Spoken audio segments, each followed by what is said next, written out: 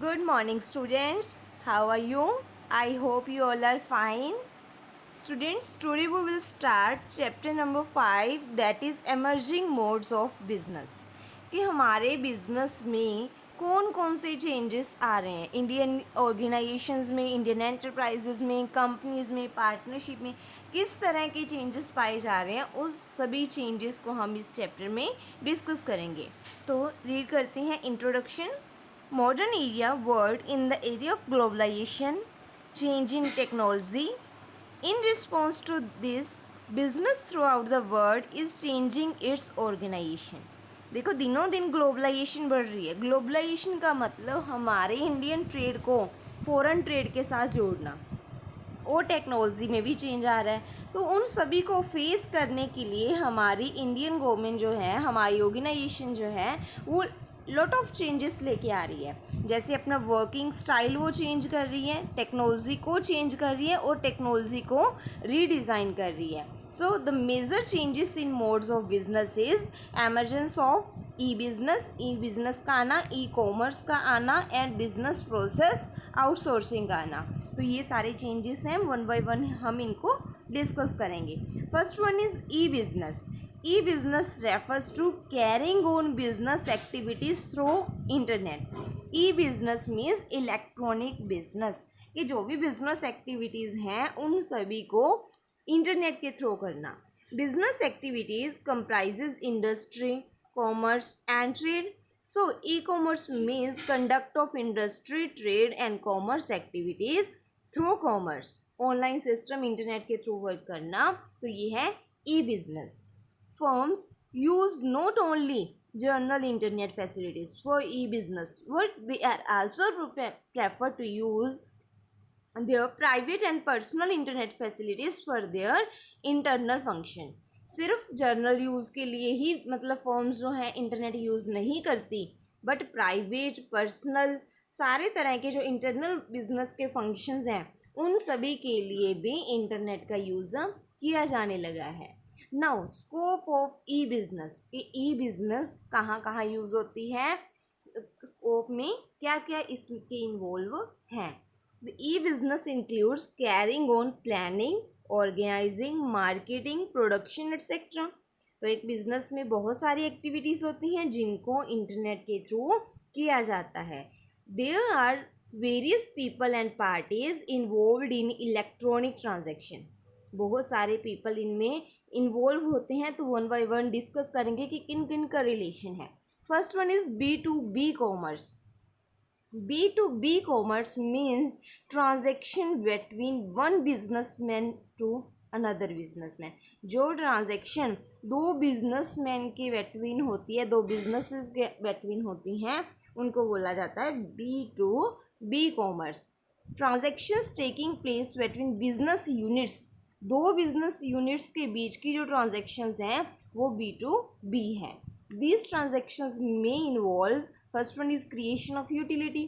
For example एक firm को ज़रूरत है तो वो अपनी यूटिलिटी, अपनी ज़रूरत को दूसरे की मदद से पूरी कर लेगा. अगर उसको रॉ मटेरियल की ज़रूरत है तो दूसरे बिजनेस के मैन के पास पड़ा है तो वो उससे ले लेगा, या वो क्या करता है, रॉ पार्ट्स को तैयार करके सेल करता है.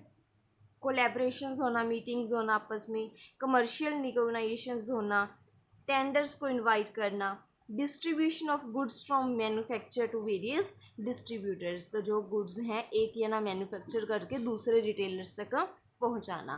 तो ये सारी ट्रांजैक्शन जो टू बिजनेस यूनिट्स के बिटवीन होती हैं, that are known as B2B commerce. Now second type is B2C commerce. B2C. B2C means businessman to customer. Businessman to customer. एक बिजनेसमैन है, एक बिजनेस यूनिट है, और दूसरी पार्टी जो है वो कस्टमर है. उन दोनों के बीच जो ट्रांजेक्शन्स होती हैं उनको बोला जाता है B2C commerce. The transaction taking place between business units and customers are known as B2C transactions.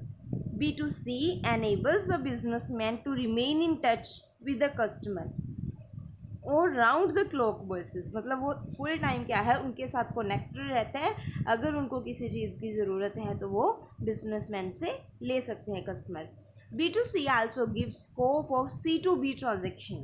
It means the customer can also make use of call centers set up by companies to make toll free call. अगर customer को ज़रूरत है, businessman तो cell करते हैं, अगर customer की ज़रूरत है वो भी अपनी बात कर सकता है। सम सेगमेंट्स डिस्कस करेंगे। First one is selling and distribution, goods को सेल करना बिजनेस के द्वारा कस्टमर को। Second, after sale service, customer ने कोई चीज़ परचेज की और बाद में वो डिफेक्टेड निकली या फिर गारंटी की थी, तो वो सारी सर्विसेज इंक्लूड हैं। Third, promotion and other marketing activities, जैसे एडवर्टाइजमेंट करनी, वो भी किसके लिए होती है, कस्टमर्स के लिए। गुड्स को मार्केटिंग करना मतलब पहुंचाना उस तक, तो वो भी क्या है, कस्टमर्स के लिए।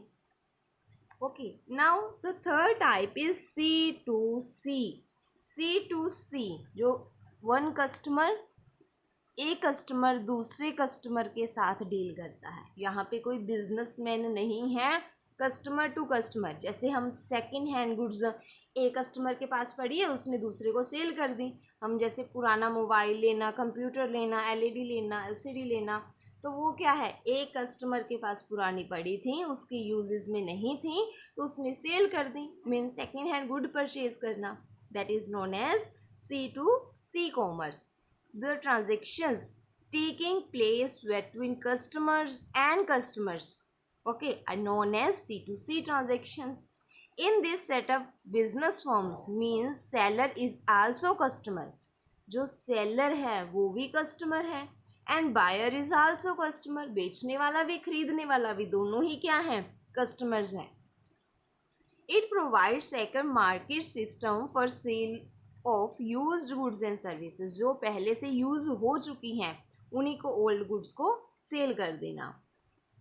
तो इन C2C various customers forms are also formed. Through C2C transactions are aggrieved or cheated customers can warn other customers not to buy such product in which he was cheated. अगर कोई cheated person मतलब किसी को cheat करता है तो दूसरा customer बोल देता है कि इससे परचेज मत करना। तो इसमें कौन कौन सी ट्रांजेक्शन्स हैं? First one is selling used books and clothes, पुराने कपड़े बेच देना, पुरानी बुक्स बेच देना। सेलिंग एंटीक, इंपॉर्टेंट आइटम्स को बेचना। Warning customer about fraudulent supplier, information देना। एक कस्टमर दूसरे को जब इन्फॉर्मेशन देता है कि ये सप्लायर जो है वो अच्छा नहीं है, तो इससे डील मत कर, तो वो भी क्या होगी, ट्रांजेक्शन और बात कस्टमर को कस्टमर के बीच ही। Now the last type is intra B commerce. Intra B क्या होता है, एक फर्म है या एक इंडस्ट्री है, उसके या तो दो एम्प्लॉयज़ हैं या दो मेंबर्स हैं या दो डायरेक्टर्स हैं या दो सप्लायर्स हैं, मीन्स जो विद इन फर्म होता है वो होता है इंट्रा बी कॉमर्स, एक ही फर्म के दो participants. This refers to transaction between the parties और persons who are part of one firm only, एक के ही पार्टनर्स हैं, कोई आउटसाइडर नहीं है। It is a transaction with the firm, that is why it is called intra firm. एक ही फर्म के बीच है तो इसीलिए इसको बोला जाता है intra firm. Now intra firm में कौन कौन सी ट्रांजेक्शन्स हैं डिस्कस करेंगे। First one is interaction between two department of one firm. मान लो एक प्रोडक्शन डिपार्टमेंट है, एक सेल डिपार्टमेंट है, उन दोनों के बीच की ट्रांजेक्शन्स क्या है, इंट्रा फर्म। तो इस तरह से है ये, रजे रीड करनी है, इंट्रा फर्म कॉमर्स। तो आज हमारा टॉपिक हमने रीड कौन सा किया, what is the meaning of e commerce and what is the scope of e business. तो आज आपने ये दोनों टॉपिक अच्छे से राइट करने हैं और नोट्स बनाने हैं। Okay, thank you.